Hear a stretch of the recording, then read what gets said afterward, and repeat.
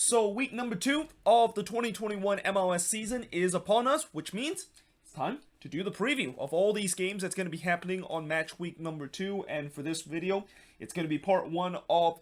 this week's preview, as I'm going to be looking at the first 6 games, which include the game that's going to be happening tomorrow between Sporting KC and Orlando City, and also the first 5 games that is pretty much the day games that's going to be happening in the busy Saturday action, where there's going to be 11 games that's going to be taking place on Saturday. And then tomorrow, when I do part 2 of the preview, we'll look at the nightcap of the Saturday action, and then we'll also look at that lone game that's going to be happening on Sunday between the New York Red Bulls versus LA Galaxy. And also,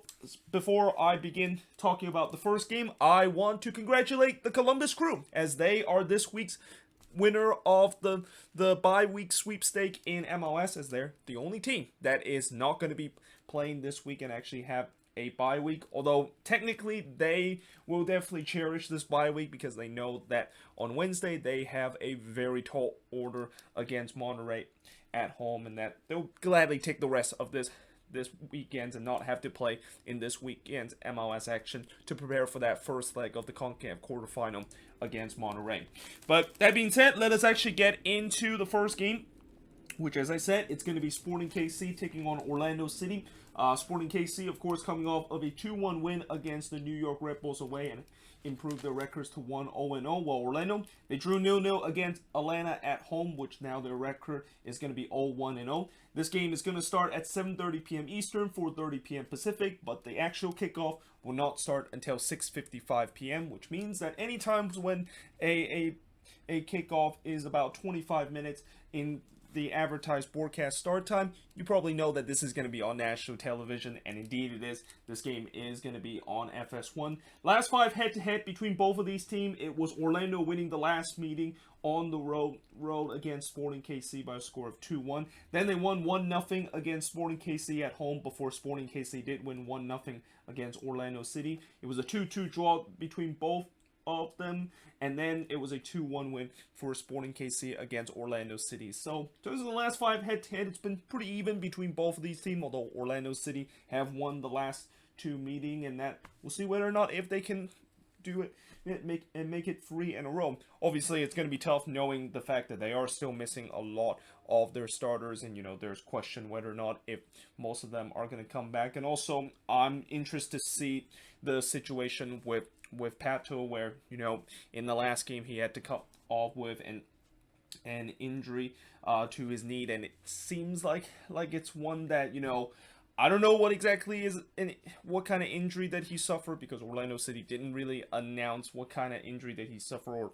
from what I heard about. But let's just hope maybe he will be only out for a couple weeks, because, as I said, this Orlando City team is kind of a little bit injury riddle heading into the beginning of the season. And for Sporting KC, they're looking to trying to carry that momentum that they had in that come from behind win against the Red Bulls and look to get a win in their season home opener. But moving on, in terms of the next match, is going to be the first of 11 games that's going to be happening on the Saturday action, which will be between NYCFC versus FC Cincinnati. NYCFC, of course, lost 2-1 to DC United away, which means that now their record is 0-0-1, while Cincinnati, they drew 2-2 against Nashville away and has a record of 0-1-0, and this game kicks off, or this game starts at 1 p.m. Eastern, 10 a.m. Pacific, but this game will not kick off until 1:08 p.m. Last 5 head-to-head, or should I say last 3 head-to-head, because this is only the 4th meeting between both of these teams. So far, it's been pretty much one-sided in terms of this head-to-head, with NYCFC winning all 3 of the previous meetings. They won 4-0 last year in one of their meetings against Cincinnati at home. Then they won 2-1 against FC Cincinnati before going on the road and win 4-1 against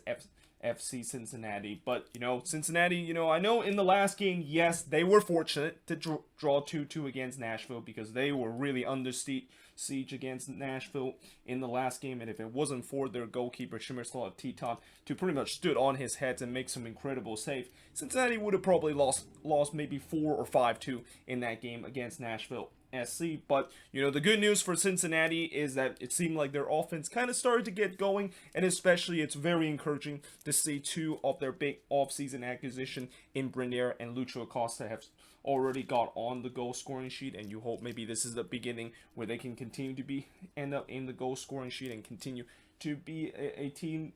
that, you know, we didn't saw a lot last season, which is a team that can score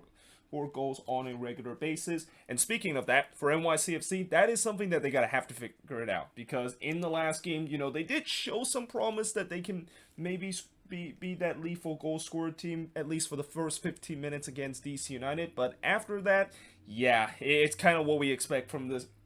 NYCFC team, with the way that, you know, how thin that attack is, and the fact that, you know, if they do not add some more depth, or even maybe get some quality attackers into this team for the rest of the season, this could be a long year for NYCFC, and those kind of attacking struggle is going to probably continue throughout the entire part of this season. But now moving on, in terms of the next match is Nashville. So they're going to be playing against Montreal, as this game will kick off at 2, or this game will start at 2 p.m. Eastern, 11 a.m. Pacific, but actually will not kick off until 1:08 p.m. local time. Nashville, of course, drew 2-2 against FC Cincinnati at home, which now their record is 0-1-0, while Montreal, they won 4-2 against Toronto at home. And you notice I put quotation mark in terms of home, because, you know, this is going to be something I'm going to do with Canadian team, where they're not really playing at home. They're kind of playing in a neutral venue and ground sharing with an other MLS team, but technically they are kind of playing at home if you look at the fixture list. But yeah, in that first game, Montreal, certainly they were the surprising package of the opening weekend, absolutely destroying Toronto and winning that Canadian Classic by a score of 4-2. There's only one prior meeting between both of these teams, and Nashville was able to win that one 1-0, and it was actually a memorable one meeting that Nashville had against Montreal, because I believe that was the game where not only they got a road win against Montreal when that game was at Red Bull Arena, but that was also the game when they officially clinched the playoff and becoming the 6th MLS team to make it to the playoffs in their expansion year. So yeah, you know, we'll see how this matchup is going to look like, and that in some way I could say this might be, you know, if you want to talk about the most underrated matchup that's going to be happening in these 13 games that's going to happen in week number 2, this one might be one of the most underrated, if not the most underrated matchup in week number 2, because, you know, both of these teams, it seemed like with Montreal, with them kind of starting the season hot, and that it seems like their attack is really started to caught some fire. Maybe they can continue to do so against a Nashville team that, you know, Nashville in that game against Cincinnati, they kind of proved to everybody that they're not going to be like that team last season, where they're just going to sit back and just going to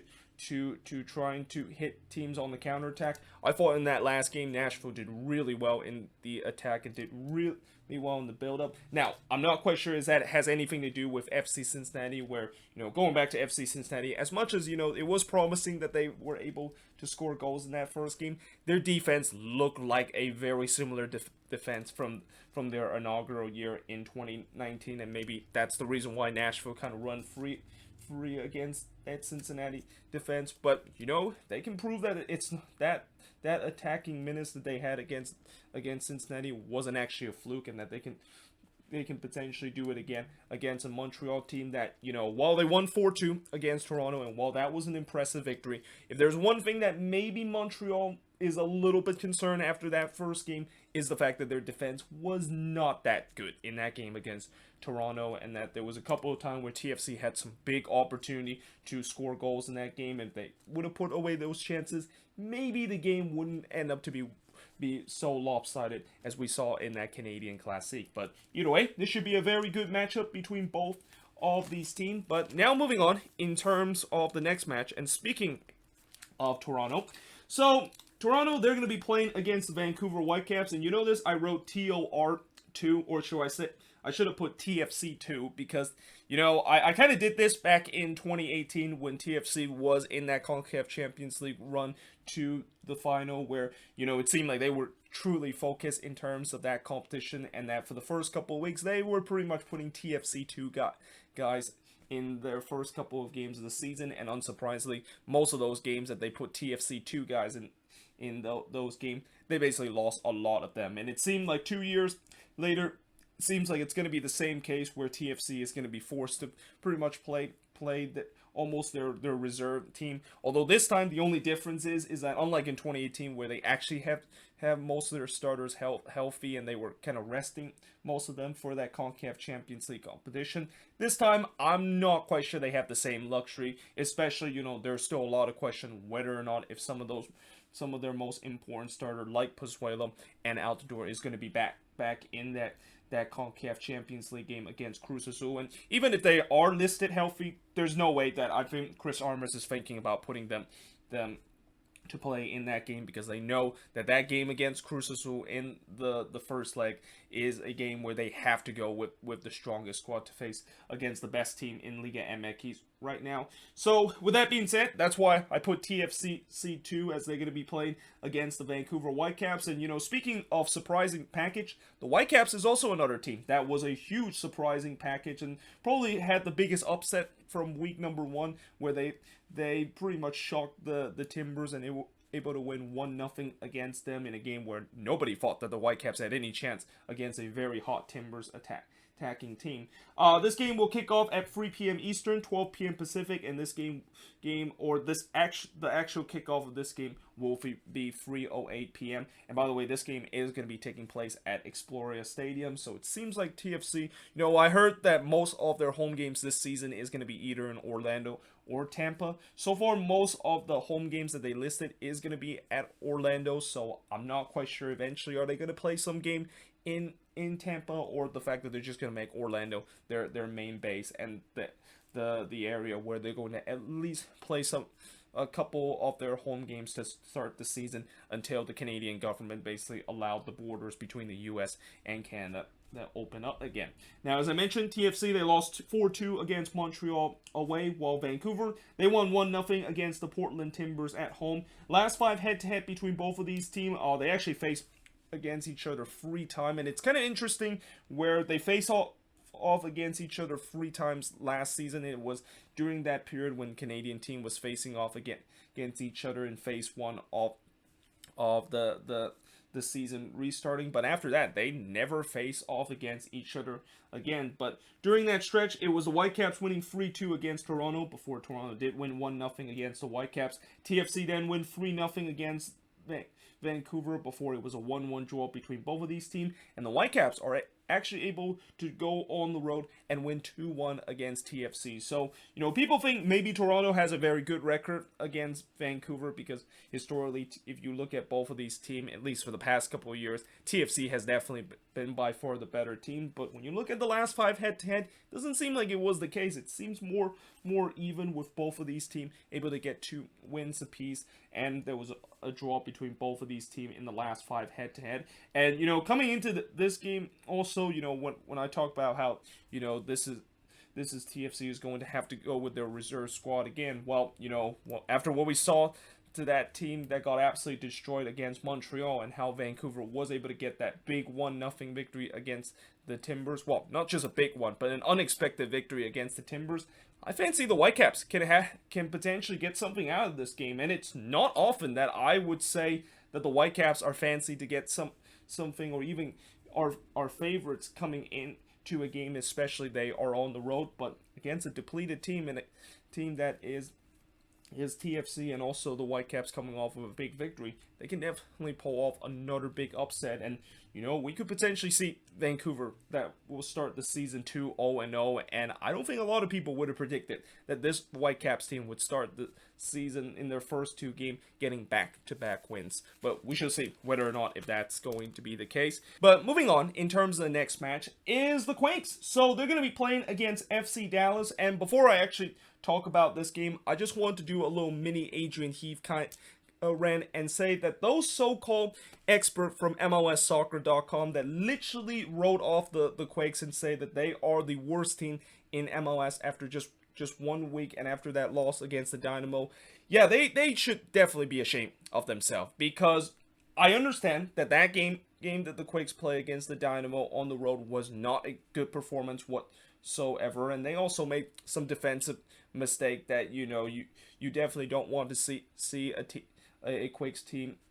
able to make if they want to improve heading into this season. But to literally just say that they are the worst team in the league, and in a week where, you know, I watched basically every single game last week, and that I actually have seen some other team that also are coming on the wrong end of a resort, that have a worse defensive performance and have even a worse resort than what I saw from the Quakes against the Dynamo. And yet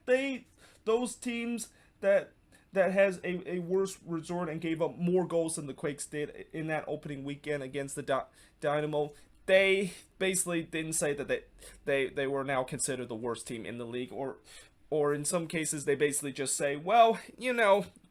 they had a bad week, but maybe they'll come back stronger in the second week. And I think I also said this before yesterday when I talked about the power rankings, but it's pretty clear that when you look at the power rankings, and you also look at the coverage in terms of the so-called expert from MLSsoccer.com talk about each of these teams, there's clearly some bias that is going on right now. There clearly is some bias that they're basically respecting some team and giving the pass after that having a poor week. And then there also is bias of them not giving some respect to certain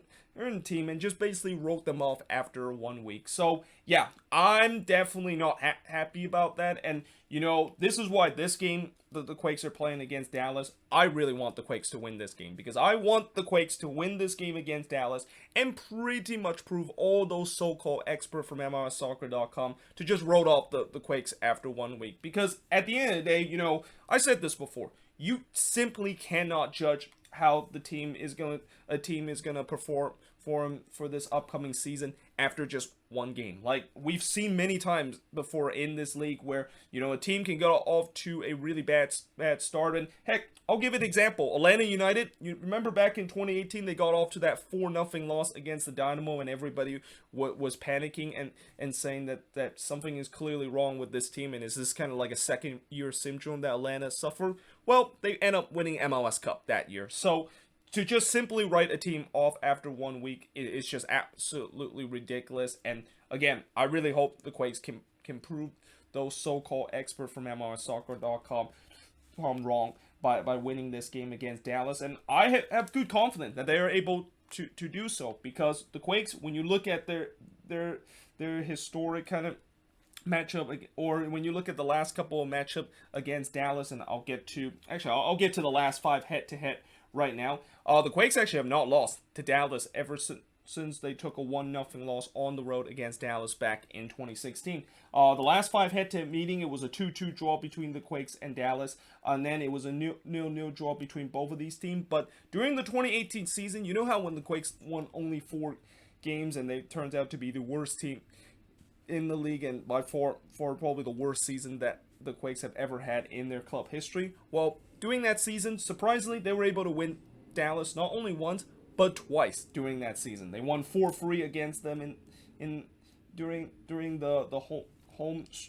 the game that is playing at home, and then they of course won 3-1 against Dallas when they're playing on the road. And then in 2017, they were also able to win 1-0 on the road against FC Dallas. And yeah, I mean, there's just something about the Quakes playing against Dallas, and how for whatever reason they always tend to have a good record against them. And also, by the way, this game kicks off at 3:30 p.m. Eastern, 12:30 p.m. Pacific, or actually it starts at during that time, but the actual kickoff is not until 12:50 p.m. because this game unfortunately is going to be on Twitter. And that, you know, I am one of the few people that is going to have the privilege in terms of attending this season home opener, and that you know, I'm glad the fact that I can attend this so that I don't have to basically watch this game on Twitter. But you know, for those that have to watch this game on Twitter, and if you're a Quakes or a Dallas fan that can't attend this game and have to watch this game on Twitter, well, I definitely will want to show my condolence in terms of the fact that, yeah, it's gonna suck, the fact that when you have to watch this on Twitter. And that, you know, I guess maybe there's a way where you can maybe watch this on mute and still enjoy the game. I mean, that's what I always do when I watch a Quakes game or watch a game on Twitter, where I usually just put it on mute and I can still enjoy the game and basically watch what is going on during during the game. But also, in terms of the opening weekend, the Quakes, of course, lost 2-1 against Houston, while Dallas, of course, drew 0-0 against the Colorado Rapids at home. And again, I really hope the Quakes can basically bounce back in this game to not only prove those so-called experts from MLSsoccer.com wrong after writing them off after 1 week, but also, they need to definitely get off to a better start, consider the last 2 seasons hasn't been the case. And I've already mentioned how, I just don't feel like this is going to be a season where the Quakes can do what they did for the last 2 seasons under Almeida and just go on a crazy run in the middle of the season to get themselves back to a respectable level. But now moving on, in terms of the last game of this week is none other than the match of the week, which is LAFC versus the Seattle Sounders. And anytime when these two teams meet against each other, this is probably the biggest match of the week, and a game that it's going to be on national television, which indeed it is, as this game is going to be on ESPN. LAFC, of course, won 2-0 against Austin FC at home in their last game to improve their record to 1-0-0. Well, Seattle, they also won their first game and were one of the big winners of the opening weekend by winning 4-0 against Minnesota at home to improve their record to also to 1-0-0. As this game will kick off at 6 p.m. Eastern, 3 p.m. Pacific, and the actual kickoff will be 3:08 p.m. local time. Now, in terms of the last 5 head-to-head, which include the playoffs, and pretty much was the meeting between both of these teams last year, because both of these teams actually played 5 times last year, if you want to include the playoffs and also the meetings that they had in the MLS's back tournament. But in the playoffs last year, it was Seattle winning 3-1 against LAFC to knock them out in the first round. Before LAFC did win 3-1 against the Sounders did win 3-0 against LAFC before the Sounders winning 3-1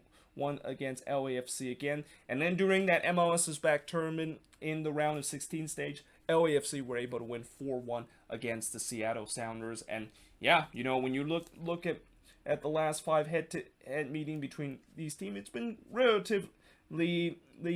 even, although it seems like any time when this meeting is in Seattle, it seems like the Sounders are going to be the team that is going to get the victory, and that any time when this series it is in LAFC, except for that one time when they lost 3-1 against the Sounders in that Western Conference final, it seemed like LAFC are going to be the team that, of course, get the win. But we shall see how this latest matchup between LAFC versus Seattle is going to look like. And also, with the way that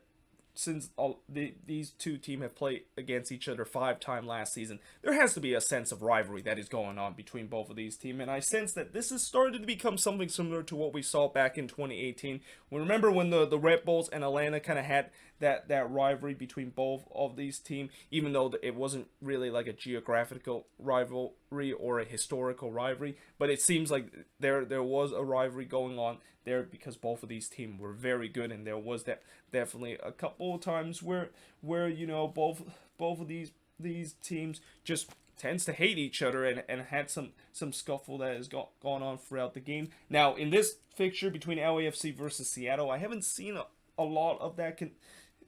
compared to the one between the Red Bulls versus Atlanta, but